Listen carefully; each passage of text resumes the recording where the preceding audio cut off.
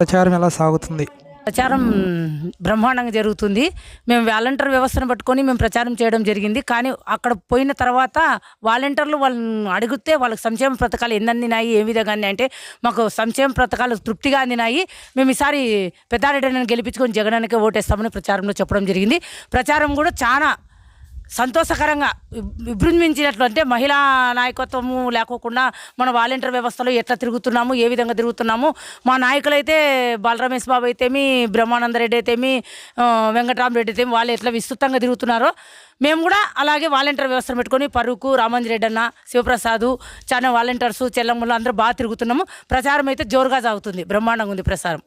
ప్రజల స్పందన ఎలా ఉంది? ప్రజల స్పందన విజయడం మోగిస్తామంటున్నారు ప్రజలు. ఇబ్బందే లేదు, మాకు అన్ని పథకాలు వచ్చినాయి, ఆయన సొమ్ము తిన్నాము, ఆయన సొమ్ము తిన్నాక మేము వేరే విధంగా మాట్లాడే అవసరం లేదు, ఖచ్చితంగా మీరు చెప్పుకొని మేము ఫ్యాన్ గుర్తుకే ఓటేస్తామని కూడా ప్రజలు ఇబ్బందిగా 175కు 175 సీట్లు ఖచ్చితంగా గెలిపిస్తామనే ధీమాతో మేము కూడా చెప్తున్నాం ఈ ప్రచారంలో. మళ్ళీ జగనే వస్తాడు నమ్మకం ఏంటి?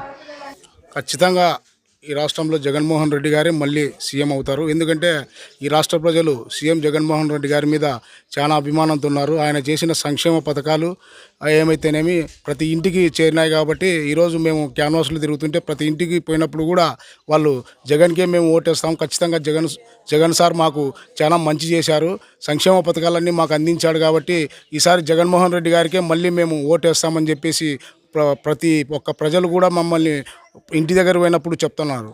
మేనిఫెస్టోపై అభిప్రాయం ఏంటి? మేనిఫెస్టో బ్రహ్మాండంగా ఉంది. గత ముఖ్యమంత్రి చంద్రబాబు నాయుడు గత ప్రభుత్వంలో 2014లో 600 హామీలు ఇచ్చి ప్రజలకు మోసం చేసి ఒక్క పథకాన్ని కూడా ప్రజలకు చేరజేయలేదు. అలాగే 2019లో జగన్మోహన్ రెడ్డి గారు నవరత్నాలనే పేరుతో పెట్టి ఎన్నో సంక్షేమ పథకాలు ప్రజలకు చెప్పిన దానికంటే కూడా ఎక్కువ చేసి ఈ రాష్ట్ర ప్రజలకు సంక్షేమ పథకాలు అందించినారు. కాబట్టి ఈరోజు ప్రజలందరూ కూడా హర్షిస్తున్నారు.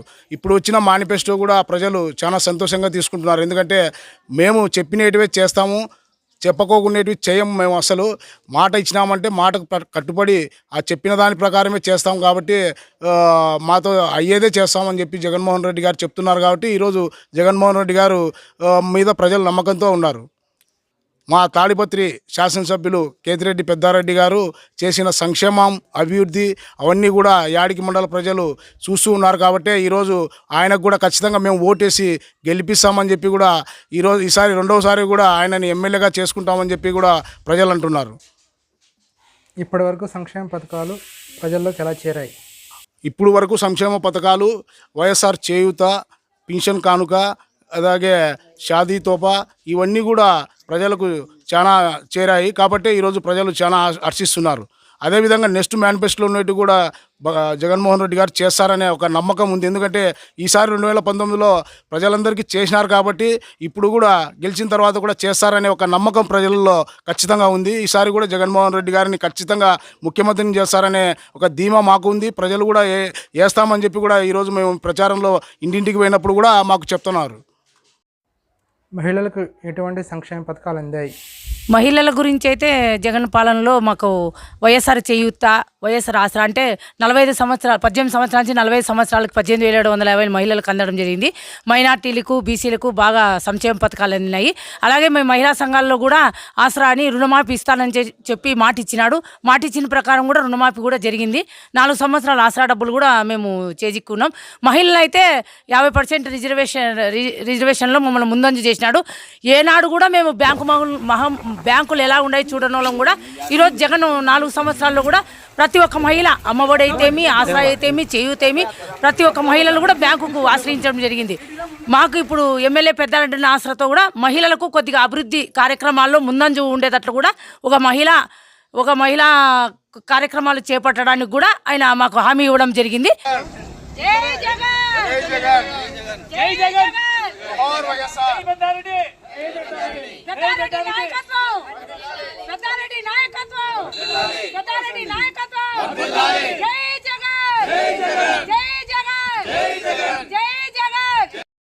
ఆయన లేని మాకు అన్నం తీర్చాడు. ఆయన ఎంతమంది ముస్లింలతో సాయం చేసినాడు, అందరికి సాయం చేసినాడు. ఆయనకే ఏ వచ్చింది జగన్మోహన్ రెడ్డిని మళ్ళీ గెలిపించుకోవాలి. జగన్ మాకు రావాల్సింది. మనం పెద్దారెడ్డికి ఓటేస్తేనే జగన్మోహన్ రెడ్డికి మళ్ళీ ఇప్పుడు దీంట్లో దీంట్లో ఎట్లా వస్తున్నావు ఈ లైన్లో ఈ లైన్ రెండో లైన్ ఇది ఫ్యాన్ గుర్తు. నువ్వు పెద్దారెడ్డి నన్ను గెలిపియాలా, జగన్మోహన్ రెడ్డిని సీఎం చేయాలంటే నువ్వు దీన్ని వాళ్ళ ఆఫీస్ వాళ్ళు ఇస్తారు, నువ్వు దీన్ని గట్టిగా అట్లా ప్లస్ చేయాలి. అప్పుడు ప్లస్ చేస్తే నీ ఓటు అన్నం మీద మంది కానీ చెప్పు.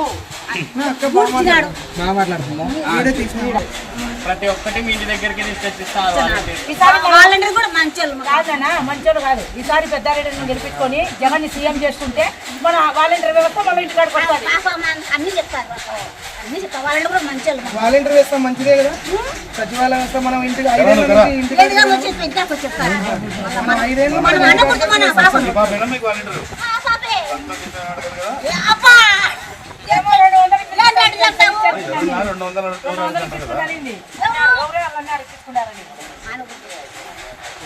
ఎప్పుడైనా అనకూడదు. పెద్దారెడ్డినా జగన్మోహన్ రెడ్డి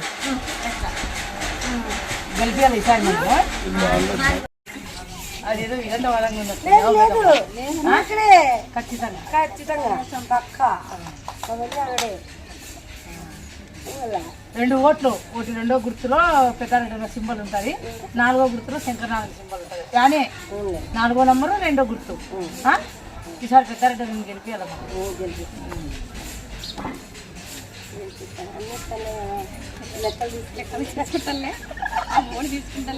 అమ్మఒడినా సంఘంలో ఉన్నావా?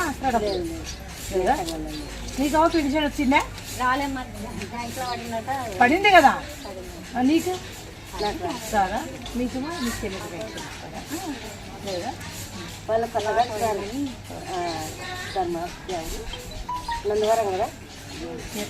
ఏడైనా ఆడైనా ఓటేసేవాళ్ళు కదా. ఆడ కూడా ఫ్యాన్ గుర్తే కడతాను రాజేంద్ర రెడ్డికి గుర్తించు. బ్యాంకులో పడింది, నాకు పడింది. మళ్ళీ ఈసారి జగన్మోహన్ రెడ్డి అని గుర్తిస్తే మనకి వాలంటీర్లు పెన్షన్ మర్చిపోతున్నావు. జై జగన్, జై జగన్, పెద్దారెడ్డి నాయకత్వం, పెద్దారెడ్డి నాయకత్వం, పెద్దారెడ్డి నాయకత్వం.